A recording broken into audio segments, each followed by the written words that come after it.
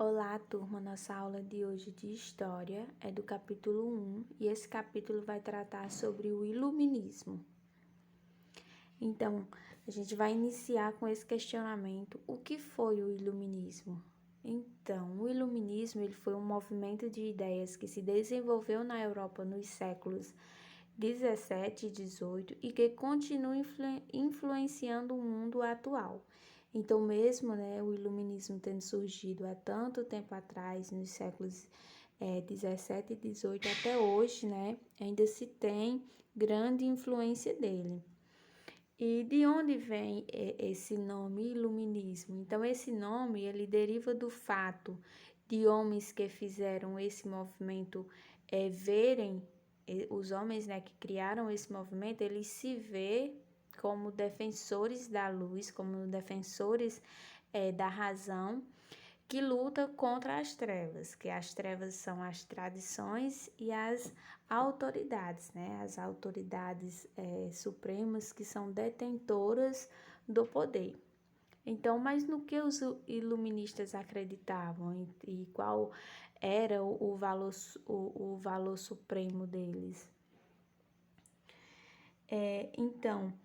A razão para os iluministas era o valor supremo. Então, para os iluministas tinha que ter razão, as pessoas tinham que pensar, tinham que pensar com a razão. E só por meio da razão e da aplicação dessa razão, isto é, do ato de pensar, a humanidade ela alcançaria a luz e o esclarecimento. Então, as pessoas tinham que pensar por si próprias, e não acreditar apenas no que foi dito ou numa tradição de muito tempo. Então, para os iluministas, a maioria das pessoas estavam mergulhadas na ignorância, no fanatismo religioso, e só a razão poderia trazer esclarecimento para essas pessoas.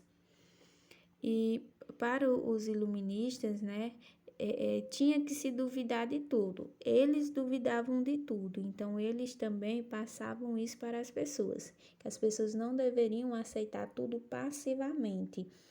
Eles tinham que pensar e analisar. Então, o que era aceito, porque tinha sido sempre assim, questão da tradição, porque isso é uma tradição, vem de muito tempo e assim vai ser assim. Não, os iluministas, eles não aceitavam isso.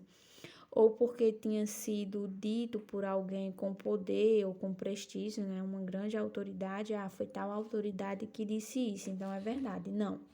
Os iluministas diziam, vocês têm que pensar e analisar se isso realmente é verdade. Então, eles opunham-se, portanto, ao conhecimento baseado nessas autoridades ou nas tradições, Eles propunham a busca de um novo conhecimento que era baseado na razão. A gente pode observar aí essa imagem, que representa, a gente vê a liberdade, que é essa mulher, que ela está munida com um cedro, que é o cedro da razão, e lança raios sobre a ignorância e o fanatismo. Na questão aqui que vai falar do progresso, otimismo e Deus. Então, os iluministas, eles acreditavam que a razão conduzia os homens, os seres humanos ao progresso. Então, o que levava uma pessoa a progredir, era a razão, era ela pensar com razão. E com o passar do tempo, a ignorância, que é fruto da irracionalidade, ela iria desaparecer e teríamos então uma humanidade esclarecida. Então, é isso, que esses iluministas pregavam. Eles pregavam, que as pessoas deveriam agir com razão e só a razão iria levar essa humanidade ao progresso. E a maioria deles, desses pensadores, eles acreditavam em Deus, eles viam Deus como o relojoeiro do universo, que era aquele que criou o mundo e pôs tudo para funcionar. Então, esses iluministas, eles acreditavam que o mundo era regido por leis naturais e que era preciso conhecê-las. Tinha que se conhecer, né, essas leis, e por isso muitos desses pensadores, desses iluministas, eles se dedicaram à ciência. E os iluministas, eles também reagiram ao antigo regime. Então, eles eram contras, né, esse antigo regime, ao poder absolutismo, aos privilégios da nobreza e do clero, à intolerância religiosa e à falta de liberdade, porque não eram aceitos, né, outras religiões, não se tinha liberdade de expressão. Então, e o que era, né, esse antigo regime? O antigo regime eram monarquias absolutistas, em que o rei, a nobreza e o clero, eles eram quem detinham o poder e o privilégio, e as pessoas elas eram proibidas de dizer o que pensavam, né, elas apenas tinham que obedecer essas pessoas que detinham o poder. Então, aqui nessa imagem, a gente vê, né, Antoine, que é um importante iluminista no campo da ciência, né, ele foi um grande cientista, e as suas descobertas transformou a química em uma ciência moderna. A gente vai ver agora alguns pensadores iluministas,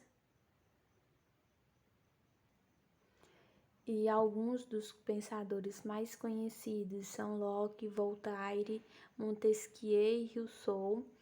Essa imagem a gente pode observar aí, né, que são os filósofos na escada e eles estão com o iluminista filósofo Voltaire. Vocês podem observar que ele é o que está de boina escura, que está segurando uma pena. Então, a gente tem aí o primeiro pensador, né, John Locke, e ele era um inglês que dizia que todas as pessoas, ao nascer, elas tinham o mesmo direito, elas tinham os mesmos direitos. Então, para ele, todo mundo ao nascer era igual. Tinha o direito à vida, à liberdade e à propriedade. E para garantir esses direitos naturais, que eram naturais, né, os indivíduos haviam criado os governos.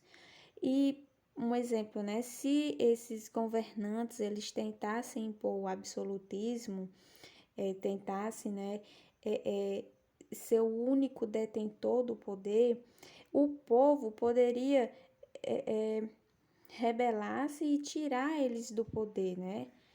Pela força das armas. Então, para ele, todo mundo era igual ao nascer e o povo era o detentor do poder.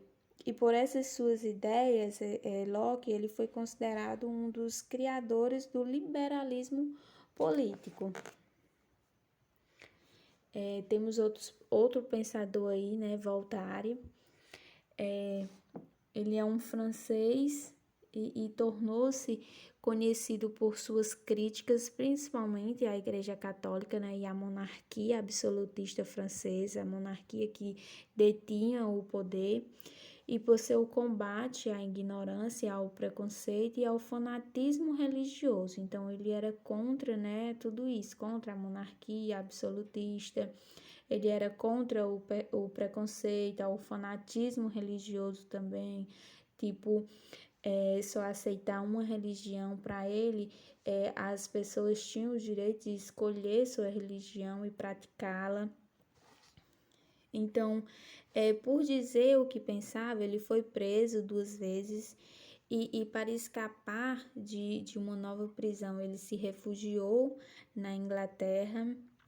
E Voltaire também ele se destacou por sua luta em favor da liberdade de expressão, né? Então, para ele, as pessoas tinham o direito de se expressar, de falar o que pensavam, de expressar a sua religião. Então, e foi, né, atribuída a ele a conhecida frase: Posso não concordar com nenhuma palavra do que você disse, mas defenderei até a morte o direito de dizê-la. Então, então ele, né, ele defendia o direito de expressão, mesmo, né, ele não concordando com o que a pessoa está falando, mas ele defendia que aquela pessoa tinha o direito de falar o que ela estava sentindo. Então, temos outro grande pensador aí, né, que é Montesquieu. Ele foi um jurista francês. Ele não se contentou apenas em apoiar problemas na sociedade em que ele vivia. Ele apresentou também soluções para resolver esses problemas. Então, ele defendia a ideia de que quando as pessoas têm poder, elas tendem a abusar desse poder, né? Então era preciso evitar que o poder se concentrasse nas mãos de uma só pessoa ou de um só grupo político. Então ele não concordava, né, de o poder ficar na mão só de uma pessoa ou só de um grupo político. É um exemplo, né? Ele não concordava que o poder ficasse só na mão de um rei ou da elite ou da monarquia, não. Para ele, né, o poder tinha que ser do povo.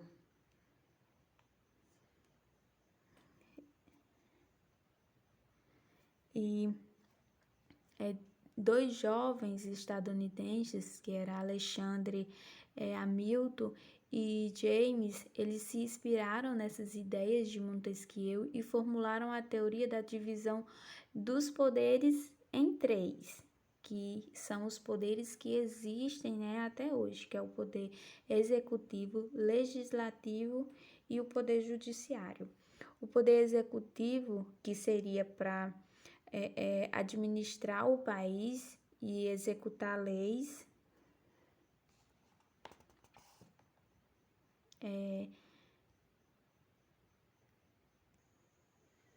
Temos aí também o poder legislativo, que seria para elaborar e aprovar as leis, e o poder judiciário para fiscalizar o cumprimento das leis e julgar os conflitos. Então, segundo, né, essa teoria, o governo assim dividido só funcionaria bem se esses três poderes, né, fossem autônomos. Isto é, se um não se intrometesse na área do outro. Então, por isso, né, que houve essa divisão, justamente para o poder não ficar nas mãos só de um. Então, foi dividido nesses três. A gente pode observar, né, essas três imagens aí. A imagem 1 é a sede do poder executivo, que fica em Brasília. A número 2 são o prédio, né, do Congresso Nacional, do Senado, que é também a Câmara dos Deputados. E na imagem 3 temos aí o edifício, né, do Supremo Tribunal Federal, que é o órgão do Poder Judiciário, que fica em Brasília. Temos aí o outro pensador, que é Rousseau. Então, Rousseau, em sua obra O Contrato Social, defende a ideia de que a vontade geral, que é a vontade do povo, né, é soberana, ou seja, o povo é soberano. Então, para ele, né, o povo é quem era o soberano, era quem era para ter o poder. Então, para ele, se o governo escolhido por um povo não o estiver representando, o povo não só pode, como deve substituir esse governo. E essas suas ideias influenciaram movimentos revolucionários dentro e fora da França, onde, né, ele passou a viver.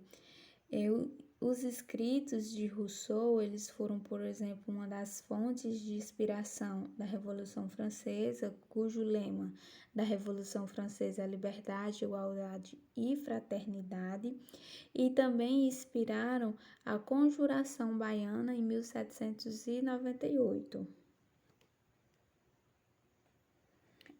Rousseau, ele acreditava na ideia de que o ser humano ele nasce bom, mas é a sociedade quem vai corromper o ser humano, né? Quando ele já está em fase adulta. E por isso, para o Rousseau, as crianças elas devem viver durante o maior tempo possível em seu estado natural, que é o seu estado de inocência. Então, para Rousseau, né, todo ser humano ele nasce bom e a sociedade quem corrompe o ser humano.